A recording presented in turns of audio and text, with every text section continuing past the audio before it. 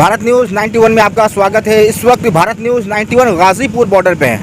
आपको रोज़ाना कभी गाज़ीपुर बॉर्डर, कभी सिंघू बॉर्डर, कभी टिकरी बॉर्डर से भारत न्यूज़ 91 तरह तरह से खबरें दिखा रहा है और किसानों का ये आंदोलन दिखा रहा है कि किसान किस तरह दिन ब दिन इनका आंदोलन उरूज पर जा रहा है, दिन ब दिन इनका आंदोलन बढ़ता जा रहा है। जैसे जैसे सरकार इन्हें तारीख पे तारीख दे रही थी, वैसे वैसे इनका जज्बा और इनका हौसला भी बढ़ रहा था, इनका आंदोलन भी बढ़ रहा था। और अभी आखिर में जो इनका बैठक हुआ है सरकार और किसानों के दरमियान जो बातचीत हुई है, उसमें कोई आगे की तारीख नहीं दी गई। इससे ये जाहिर होता है कि सरकार बिल वापस लेने के मूड में नहीं है और किसान भी अपने कदम पीछे लेने के मूड में नहीं है, अपनी घर वापसी के बिल्कुल भी मूड में नहीं है। जिस तरह किसानों का ये आंदोलन आपको दिखाई दे रहा है कि दिन ब दिन लोगों की तादाद भी बढ़ रही है। ये गाज़ीपुर बॉर्डर, ये हाईवे है NH24 हाईवे। ऐसा लगता है आज देख के कि एक शहर बसा हुआ है, ऐसा लगता है कि यहाँ पर ये हाईवे नहीं है, शहर बसा हुआ है। आइए इसी कड़ी को लेकर, इसी बात को लेकर के मैं कुछ लोगों से बात करूँगा जो यहाँ पर प्रोटेस्टर है, जो आंदोलनकारी है, जो आंदोलन कर रहे हैं, उनसे बातचीत करते हैं, उनसे ही पूछते हैं कि सरकार जो है बिल तो वापस, इतनी सारी बैठकें हो गई है लेकिन नतीजा कुछ भी नहीं निकला। ये मैं इससे पहले भी सवाल पूछ चुका हूँ, लेकिन फिर एक बार और पूछूँगा क्योंकि कल 26 जनवरी है। 26 जनवरी को इन लोगों का परेड जो है ट्रैक्टर मार्च निकलने वाला है और वो काफ़ी संख्या में निकलने वाला है। और जिस तरह मैंने लोगों से बातचीत करी थी कि ट्रैक्टर के बारे में कि कितने ट्रैक्टर मार्च में जो है शामिल होंगे, तो उन्होंने बताया 5 लाख ट्रैक्टर। जी 5 लाख ट्रैक्टर, ये बात सही है? बिल्कुल ऐसा है। 5 महीने हो गए आंदोलन को चलते हुए। किसान का आंदोलन स्टार्ट हुआ, अब ये किसान आंदोलन नहीं है, ये जन आंदोलन है। और पूरे देश में से हर स्टेट का किसान यहाँ आया हुआ है। जन आंदोलन है, इसमें कितनी संख्या में किसान आ जाएंगे, सरकार ने डी चोटी के जोर लगा लिए। ये भी इसका आकलन नहीं तो सरकार के पास है और नहीं जो जिम्मेदार लोग हैं नहीं इसका आकलन के पास है। अब इसकी कोई लिमिट नहीं है, कितना किसान दिल्ली में आ जाएगा इसका कोई नहीं बता सकता।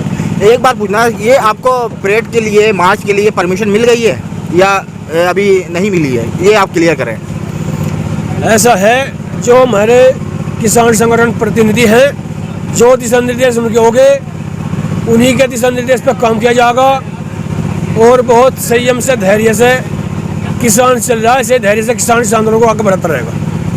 परेड के लिए परमिशन मिली है या नहीं मिली है, ये बताएं आप। हाँ, परमिशन मिली है और जो भी दिशा निर्देश हैं उस पर काम करा जाएगा। रूट जो है, जो रूट क्या रहेगा ये तय हो गया है? उसका मैसेज आ जाएगा शाम तक। आज शाम तक क्लियर हो जाएगा? आज शाम तक क्लियर हो जाएगा। पूरे क्षेत्र में से दिल्ली के चारों तरफ से करीब 250 से 300 किलोमीटर के दायरे में, जो दिल्ली के चारों तरफ को 250 से 300 किलोमीटर का दायरा है, उस पूरे दायरे का किसान पूरे दल बल के साथ आया हुआ है। अब इसका आकलन करना तो कोई आकलन नहीं कर सकता। कोई 50 लाख कह रहे हैं, 1 करोड़ कह दे, 10 लाख कह दे, इसके बारे में कोई कुछ नहीं बता सकता। अभी कोई तय नहीं कितने लोग शामिल होंगे, इसकी लिमिट ही कुछ नहीं है भैया। जब ये पूरे देश का जन आंदोलन हो लिया तो इसके बारे में कौन क्या बता सके। अच्छा, ये बिल के बारे में जरा है कि सरकार जो है बैठकें इतनी सारी हुई है, मैंने ये क्वेश्चन बहुत सारे लोगों से पूछा, जिस तरीके से सरकार मान नहीं रही है, तो क्या लगता है आपको कि सरकार बहुत जल्दी मानेगी या फिर लेट में मानेगी या नहीं मानेगी? कुछ तो उम्मीद होगी, क्या कुछ तो लग रहा होगा आपको जब भी आप लोग यहाँ बैठे हुए हैं।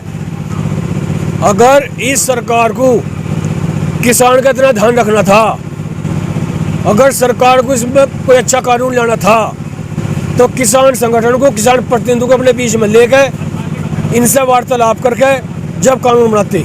लेकिन सरकार ने ऐसा नहीं किया। इन्होंने कॉरपोरेट के लिए काम कर रही, बिल्कुल सीधा मैसेज है, सीधा क्लियर है, इसमें कोई धोखा नहीं रह रहा। ये सरकार तो केवल पूंजीपतियों की सरकार बनकर रहेगी। इनकी पॉलिसी को किसान समझ चुका और जब तक सरकार इन्हें वापस नहीं करेगी, MSP खरीद की गारंटी नहीं देगी, स्वामी विश्वनाथन की रिपोर्ट जो इसी सरकार ने अपने मुख से कही, इनके एजेंडे में थी, जब तक सरकार इन्हें कानून को वापस नहीं करे और ये MSP पे खरीद की गारंटी और स्वामी विश्वनाथन की रिपोर्ट लागू नहीं करे, किसान तब तक इस दिल्ली से जाने वाला नहीं है। इस दिल्ली का पढ़ने नहीं छोड़ने का किसान। नाम क्या हुआ आपका? हाँ जी भाई साहब, मेरा नाम करमवीर सिंह है, जिला शामली है, गांव कसेरवा कला। अच्छा, ये बताएं, लोकसभा इलेक्शन जो हुआ था, आपका वोट किस पार्टी को गया था? वोट बीजेपी को दिया था लेकिन इतना झूठ, इतना छल इस किसान के साथ, इस देश की जनता के साथ या सरकार करेगी, किसी ने उम्मीद नहीं की थी। एक बात बताएं, इससे पहले भी जो कानून आ चुके हैं, इससे पहले भी कानून बहुत सारे भाजपा सरकार जब से बनी है, कभी नोटबंदी किया गया, कभी जीएसटी और कभी एनआरसी, सीए, एनआरसी, तो इतने सारे कानून भाजपा सरकार ने लाया, उसका विरोध भी हुआ, आंदोलन भी हुए, उसके बाद भी ये सत्ते पे आ जाते हैं। लाने वाले भी आप ही लोग होते हैं, और सत्ते पे बैठाने के बाद ऐसा नहीं है कि चलो एक बार हो गया, एक बार गलती हो जाती है। सरकार बनी, बहुत पहली सरकार में बहुत सारे कानून लाए, पास किए, आंदोलन हुए, विरोध हुए, फिर भी आप सत्ते पर ला के बैठा देते हैं, फिर विरोध करते हैं। ये कहाँ तक जायज़ है, ये बताइए। जोर से कानून अब ले गए, पहले कानून कब लाए थे? अब लाए कानून तो नहीं, सीए एनआरसी हुआ, किसान के जो कानून लाए सब लेकर आए। किसान का कानून है ना, लेकिन इससे पहले भी बहुत सारे कानून आ चुके हैं जो बहुत सारे लोगों ने विरोध किए थे। हाँ, उनका विरोध करेगा, और इन्होंने उन आंदोलन को कुचला अपने सत्ता के नशे में, और इस आंदोलन को भी कुचलने की उन्होंने कोशिश की, हर कोशिश कर रहे। किसान का गेम समझ चुका, न किसान अपना आंदोलन कुचलने देगा। आप समझिए कि देखिए, सरकार जब से बनी, बिल लाती है, अपनी मनमानी से ले आती है, लेकिन आपको पता था, फिर भी आप सत्ते पे ला के खड़ा किए। किसान का जो बिल वो अब आया ना, इससे पहले भी बहुत सारे कानून आ चुके हैं जिसपे विरोध हुआ है, दबके हुआ है, बहुत बड़ा आंदोलन भी हुआ है। सीए एनआरसी का आंदोलन आप देख लीजिए, ये मिसाल है सीए एनआरसी का, कितना बड़ा आंदोलन हुआ है। लेकिन फिर भी सत्ते पे आ जाते हैं, बैठाने वाले आप लोग होते हैं, फिर विरोध करते हैं। या तो आप क्लियर रहे ना, अपने स्टैंड में क्लियर रहे कि सरकार में बैठाना नहीं, आप वोट भी देते हैं, उसके क्या गारंटी है 4 साल के बाद आप ही होंगे लाइन पे लग के वोट डालने वाले। नहीं, सरकार का जो पाप कर लेना, यो पाप का गठन कब जब रहा, और जो गया फूट। ये तो सभी कहते हैं, ऐसा सभी कहते हैं, फिर लेकिन जब इलेक्शन का टाइम आता है लोग भूल जाते हैं सब कुछ। अब कहने जो बाप का बारह पिट जाएगा, यो मामला इनसे आर पैर होगा जाएगा सारा। अगर बिल वापसी नहीं हुई जिस तरीके से, अगर चलो सरकार आप लोग हटा देंगे, लेकिन उसके लिए 4 साल है, 4 साल आंदोलन चलता रहेगा, ये बताएं। किसान को तो रोटी खानी, घर नहीं खाओगा, यहाँ खाओगा, यहाँ पे रोटी खा। 4 साल नहीं सच्चा, कितना भी समय लग जा, किसान हिंदा वापिस नहीं जाएगा। समय कितने छोटे के, महीने कितने छोटे के, इससे इकोनॉमी में कितना फर्क पड़ेगा आपको अंदाजा भी है? और किसान पे कितना फर्क पड़ा। किसान की तो पूरा देश बर्बाद कर जैसे न, तो ये तो जब किसान का देश बचाना, किसान को अपने किसान के साथ साथ यो किसान नहीं, देश बचाना, ये देश लूट गया सारा। फिर मोदी जी जो है देश के प्रधानमंत्री है, जो आपने वोट दे करके उनको सत्ते पे बैठाया है, जो बातें आपने वोट दे के सत्ते पे बैठाया है, ऐसा नहीं है। इस आंदोलन में 90% लोग ऐसे होंगे जिन्होंने वोट दे करके सत्ते पे बैठाया। फिर मोदी जी कहते हैं कि आप लोग निश्चित रहे, यकीन रखें, इस बिल से किसानों का फ़ायदा है। फिर आपको अगर इतना ही यकीन था, वोट दे करके आपने सत्ते पे बैठाया, तो उनकी बात पे यकीन क्यों नहीं करते? इतना झूठ का तो बता, झूठ बोल लगा, वो सारा क्लियर हो गया। अब जा प्रधानमंत्री का सारा झूठ क्लियर हो गया। यूँ सोचा था एक बार गलती कर दी, दूसरी बार ठीक हो जाएगा, इतना यकीन नहीं था जी। उन्होंने 15 लाख रुपए का झूठ बोला, शाहबुद्दीन झूठ बोलते हैं। बिजली उसमें 15 लाख आए नहीं आए, किसका है? 15 लाख का वादा, 15 लाख का वादा उन्होंने कब किया था? पहली सरकार में किया था। अब की पहली में करेगा, लेकिन झूठ बोलते हैं ना। नहीं, मेरी बात सुनिए, 15 लाख का वादा, नहीं, बात सुनिए, देखिए मैं जो हूँ, एक देखिए, मैं किसी के पक्ष में बात नहीं कर रहा, मेरी बात सुनिए। 15 लाख का वादा कब किया था? पहली सरकार में किया था, फिर भी दूसरी बार सत्ते पे आ जाते हैं। इस सरकार में उन्होंने देखो, बिजली किसान की बिजली देख लो, सुनो, किसान की बिजली देख लो, उसमें कितने दाम है, सबसे महंगी यूपी में बिजली महंगी है। आप 12 की देख लो, क्या बात चल रहा। रही गन्ने का, आज तक 3 महीने हो गए गन्ना किसान डाल रहा है, कोई परमिट नहीं दी, वो भागा ही नहीं, पता, 0 लिखा हुआ है पर्ची पे। ऊन शुगर फैक्ट्री ने SAB लिख दिया। SAB का मतलब है 285 रुपये केंद्र सरकार का भाव, किसान को बगलाने का काम करे, बिल्कुल धरती में तारने का काम कर रहे। रही बात इस कानून में इन्होंने सारा काम ही कॉन्ट्रैक्ट फार्मिंग का मामला है, एक कालाबाजारी होगी। जब सारा एक कंपनी होगी, वो सारा का सारा अनाज अपने अंदर उसमें गोदाम में रख लेगी, बाजार में अपने हिसाब से बेचेगी वह। इसमें सभी मजदूर जो छोटा व्यापारी है सब खत्म हो जाएगा, रेहड़ी कुलचा सब खत्म हो जाएगा। क्योंकि आप अंदाजा लगाए, जैसा लाला रामदेव आया, उसने पतंजलि चलाई, वो अपना माल अपने उसमें बेच रहा है दुकान पे, RCM है वो माल बेच रही। इसी तरह सब अपना वहाँ से अनाज इकट्ठा करके उसे फिर अपने हिसाब से बेचेंगे। ऐसे ही सब्जी का है कॉन्ट्रैक्ट सब खरीद के, किसान को कुछ नहीं मिलने का, किसान को सस्ते भाव में मिलेगा। जाकर देख लो, जो सब्जी का किसान है, आप उनसे जाकर पूछो, गोभी या आलू या टमाटर प्याज सब तो 2 रुपये किलो बिक रहा, कोई भाव नहीं मिल रहा। इसी तरह गन्ने का मिल रहा। रही यूरिया है, यूरिया फर्टिलाइजर कितनी देख लो, सारी महंगी होगी। जितना भी फर्टिलाइजर है किसान जो खेत में डालता है वो आज की तारीख में सबसे महंगा है। अच्छा, फिर क्या वजह है? पूरा देश लगभग सड़कों पर है, किसानों का समर्थन में देखा जाए तो पूरा देश है, लेकिन आखिर वजह क्या है कि सरकार फिर भी लाइटली ले रही है? सरकार ये भी अहंकार में है, वो जो अनदेखी कर रही है किसान को, उसे पता नहीं किसान कितना उसमें गुस्से में है। उस मजदूर भी हमारे साथ है, 36 बिरादरी का धरना है। यूँ किसी एक कन्यू से भी अंदाजा नहीं है। वो अहंकारों बैठे, अहंकार है उसके अंदर। वो नहीं सोच रहा था जो मैंने पहले कर दिया और उसके धरने हुए कुछ नहीं होने का, चले जाएंगे, कुछ मुट्ठी भर किसान है चले जाएंगे, लेकिन उसे पारा ही नहीं। उसे अभी मुट्ठी पता लगा। मुट्ठी भर किसान से एक बात याद आई कि CA NRC का जो आंदोलन चल रहा था उसमें भी बहुत प्रोटेस्ट को जो है सरकार की तरफ से, सरकार के जो प्रवक्ता है जो टीवी डिबेट में आकर के ये आतंकवादी है तो ये है वो है और ये फर्जी लोग हैं, ये बिरयानी खाने के लिए बैठे हैं, ये चंद रुपए में बिके हुए हैं, तो वही चीज़ यहाँ देखने को मिल रहा है किसान आंदोलन में कि ये खालिस्तानी है, ये फर्जी लोग हैं, ये इन्हें भड़काया जा रहा है, तो ये सारी चीज़ें जो बोला जा रहा है, ये जो बीजेपी का प्रवक्ता या टीवी पे बैठ कर बकवाद करे, हर टाइम देखे वो खालिस्तानी है, जो फंडिंग हो रही है कि यहाँ देख लो ना, गांव का जो किसान है इकट्ठा करके वो सामान लेकर आ रहा है यहाँ से। ये तो एक सरकार का षड्यंत्र था। जैसे कि NRC का यहाँ से दिल्ली में धरना हुआ, उसमें इन्होंने हिंदू मुस्लिम करके उस धरने को उठवा दिया। यहाँ भी हिंदू मुस्लिम करना सोच रही थी, यहाँ सोच रही थी खालिस्तानी ने सबको आपस में भिड़ा दिया, लेकिन उन्होंने भरकम प्रयास किया आंदोलन को तोड़ने का, कोई कसर नहीं छोड़ी उन्होंने। लेकिन एक बात मैं और कहूँगा कि ऐसा नहीं लगता ये बिल पास करवाने का जो हौसला जो सरकार को, जो हिम्मत जो सरकार को हुई है कि सरकार ने बिल पास कर दिया, उसका सिरे कहीं ना कहीं आप लोगों को जाता है? क्योंकि इससे पहले जितने कानून आए आप लोग चुप्पी साधे हुए थे, अपने होठों को सिले हुए थे, तो सरकार का हौसला बढ़ा है। सारा हिंदुस्तान देख रहा था जब कोरोना काल चल रहा था, इसने सारा हिंदुस्तान अंदर बंद कर रखा था, वो लग कर रखा था, हड़ताल हो रही थी। इसमें उस टाइम ये बिल आई, चोर रास्ते से बिल आई, शामी बिल आती जब तो पता लगता उस टाइम कौन सी जब कोरोना काल चल रहा, कौन सी वो आपत्ति, कौन सा इस पर दबाव था। अब इसने उस टाइम यू बिल लाई, फिर राज्यसभा में सब ने देखा, अब वहाँ किस तरह यू पास हुआ। हट धर्मी था, उसने सबको कुछ नहीं सुन दिया और उन्हें जल्दी में ही पास कराया। सबने देखा कि इस देश में उसने कैसे कराया। अगर इतना ही बढ़िया बिल था तो बिल पर चर्चा होती, किसान प्रतिनिधि से बैठाए जाते, एक कमेटी बनाएगा, एक वो बनाएगा जो पास करता। ये बताओ किसे पता लगा कि इस तरह काम कर रही है। इन्होंने बहुत उससे काम करा सीक्रेट तरीके से। एक बार बताएं कि रागनी तिवारी जिस तरीके से शाहीन बाग प्रोटेस्ट को जिस तरीके से वो आके जहर उगलती थी मीडिया में, जो वो क्या कहते स्क्रीन पर, कभी लाइव पर, तो ये चीज़ें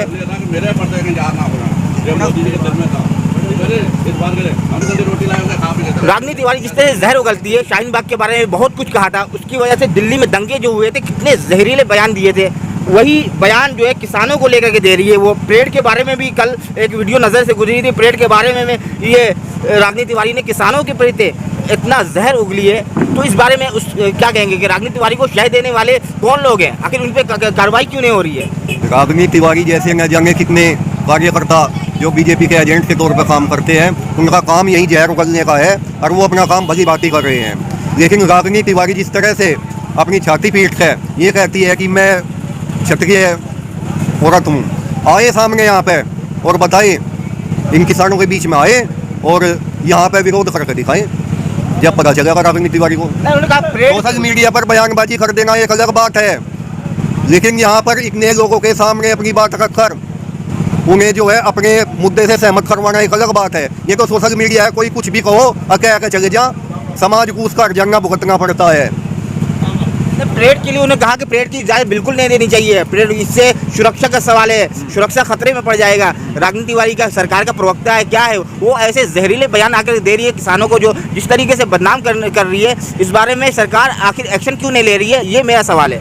रागनी तिवारी पर कोई इसलिए एक्शन नहीं हो पा रहा है क्योंकि वो सरकार की एजेंट है, उनका काम है दुष्प्रचार फैलाना और डिवाइड एंड रूल का नियम का पालन करना। इन्हें यहाँ पर डिवाइड ही तो करना चाहिए इस आंदोलन को, लेकिन वो हो नहीं पाएगा। इसी वजह से रागनी तिवारी और न जाने कितने वक्ता प्रवक्ता का काम यही है कि समाज में जो है भ्रांति फैलाओ और दंगे भड़काओ। सरकार का जो विरोध करता है, सरकार की नीतियों के जो भी विरोध करता है, तो वो गद्दार, देश के गद्दार, डायरेक्ट उससे देश का गद्दार कह दिया जाता है। तो तो क्या देश प्रेमी है जो सरकार की बात सुने, सरकार की हाँ में हाँ मिलाए, क्या वो देश प्रेमी है? इस बारे में क्या कहेंगे? नहीं, ये तो सरकार को स्पष्ट करना पड़ेगा कि या तो राष्ट्र जो देशभक्ति का सर्टिफिकेट जो है सरकार लागू करे कि उसमें ये पैमाना होना चाहिए, उसे ही देशभक्त माना जाएगा, वरना वे कौन होते हैं हमें सर्टिफिकेट देने वाले? क्या किस हिसाब से हमें सर्टिफिकेट देंगे कि हम ऐसे को हम भी बोल गए वे देशद्रोही है, हम उन्हें नेता नहीं मानते? बताओ क्या है इसका? हमने भी कह दिया कि ये वो है ही देशद्रोही है। जब प्रधानमंत्री जी ने बंदरगाह बेच दिए, हवाई अड्डे बेच दिए, बिजली बेच दी, शिक्षा बेच दी, किसान की धरती का सौदा कर लिया, देश का सोना बेच दिया, देश की जीडीपी जो अर्थव्यवस्था होती है वही न बेच खाई, इस देश की गरिमा कहाँ छुट्टी आज? तो देश के कतार में है किसान है। पत्रकार महोदय, मैं आपके माध्यम से सरकार से ये पूछना चाहता हूँ, आखिर देशभक्ति क्या है? मैं सरकार से ये जवाब जानना चाहता हूँ, आखिर देशभक्ति क्या है? और ये जहाँ जो चारों तरफ, दिल्ली के चारों तरफ ये किसान बैठे हुए हैं, इनमें क्या ऐसा देखा गया कि ये जो है देशद्रोही है? सरकार जवाब दे। सरकार तक आपकी बात पहुंचेगी और मैं आपके माध्यम से और यहाँ पे जितने भी युवा वर्ग है इस आंदोलन से जुड़े हैं उन्हें भी एक संदेश देना चाहता हूँ। ये आंदोलन उस मोड़ पर पहुँच चुका है। 26 जनवरी को जो है हम यहाँ पे परेड रैली निकालेंगे, उसका भी एक मैसेज है, एक मैसेज जाना चाहिए पूरे विश्व को। इसे पूरे विश्व की मीडिया के माध्यम से पूरे विश्व में देखा जाएगा। इस मैसेज को, जैसे आज़ादी के समय पे भगत सिंह ने जो है असेंबली में बम विस्फोट किया था, लेकिन उनका जो मकसद था ये था कि वे विश्व को एक मैसेज देना चाह रहे थे भारत को कि जागो, उठो, और ये जो इतने लोग हैं जागृत हो चुके हैं और आज़ादी के आंदोलन से जुड़े। तो यहाँ पे किसानों का भी, किसान जो आंदोलन है ये भी ट्रैक्टर रैली के माध्यम से एक मैसेज देना चाहते हैं कि इस देश का जो किसान है वो जाग चुका है। सरकार जो है अपनी आँख और कान खोल के सुन ले और देख ले कि यहाँ का पूरे देश का जो किसान है वो जाग चुका है और ये पीछे हटने वाला नहीं है, ये अपनी हक की लड़ाई लड़ना जानता है। सुनिए, 26 जनवरी ही क्यों चुना गया है? 26 जनवरी का डेट क्यों चुना गया है इस प्रोटेस्ट के लिए, ये रैली के लिए? ये देश सरकार ने चुनवाया। जब यार सरकार किसानों को आतंकवादी बतावे थी, कभी खालिस्तानी बतावे थी, कभी अफगानिस्तानी बतावे थी, तो यार सरकार ये किसानों से बात क्यों कर रही? ये भी इंडियन हो गए, ये भी खालिस्तानी रही है। कोई और भी तारीख होता? 26 जनवरी को आपको पता है परेड होने वाला है वहाँ पर। यार 26 जनवरी किसने फिक्स कर रखी? ये तो पहले से चल रही थी। मैं बताना चाहूँगा, 26 जनवरी को किसानों ने इसलिए चुना है, 26 जनवरी सन 1950 को इस देश का संविधान लागू हुआ था और आज जो है सरकार जो है यहाँ पे किसानों के मौलिक अधिकार हैं उनका हनन करने जा रही है। किसानों ने जो है इसलिए इस दिन को चुना कि सरकार जो है संविधान को याद करे, संविधान के अनुसार चले। संविधान में क्या लिखा है, क्या प्रोविजन है? ये जो ऑर्डिनेंस लाए गए हैं किसान विरोधी ऑर्डिनेंस पास किया गया है, किस समय पर आता है ऑर्डिनेंस? सरकार को ये मालूम नहीं है क्या इमरजेंसी थी? ऑर्डिनेंस का प्रावधान तो संविधान में इमरजेंसी के टाइम पर किया गया था कि अगर देश पर कोई आपातकालीन स्थिति अगर उत्पन्न होती है तो आप कोई भी कानून ऑर्डिनेंस के माध्यम से ला सकते हैं। क्या विपत्ति आ गई थी इस देश पर? आखिर ये कानून संसदीय प्रणाली के हिसाब से क्यों नहीं लागू किए गए? ऑर्डिनेंस के माध्यम से नहीं लागू क्यों किया गया? हम जो है एक आवाज़ बनकर 26 जनवरी को इसीलिए चुना गया है कि सरकार जाग जाए, ये संविधान से देश चलेगा, ना कि आपकी हठधर्मिता से। रोबिन देसवाल जी, रोबिन देसवाल। आप गाजीपुर बॉर्डर से किसानों को सुन रहे थे, जो किसान आंदोलनकारी जो यहाँ पर प्रोटेस्टर है, जो प्रोटेस्ट कर रहे हैं, आंदोलन कर रहे हैं, से ये जो कृषि कानून के विरोध में आप इन्हें सुन रहे थे। इन्होंने अपने दिल की बात कही है। दर्शकों, इस वीडियो को ज़्यादा से ज़्यादा शेयर करें और ये वीडियो सरकार तक पहुँचे, सरकार भी किसानों के लिए हमदर्दी से पेश आए और इस बिल के बारे में गौर से फिक्र करे और बिल वापस ले और किसानों का जो है, किसान चाहे अपने घर वापस लौट जाए, जो अपने बीवी बच्चे को छोड़कर यहाँ पर दूर में सड़कों पर आकर के खुले आसमान के नीचे कड़कती ठंड में ये लोग बैठे हुए हैं। गाजीपुर बॉर्डर से भारत न्यूज़ 91।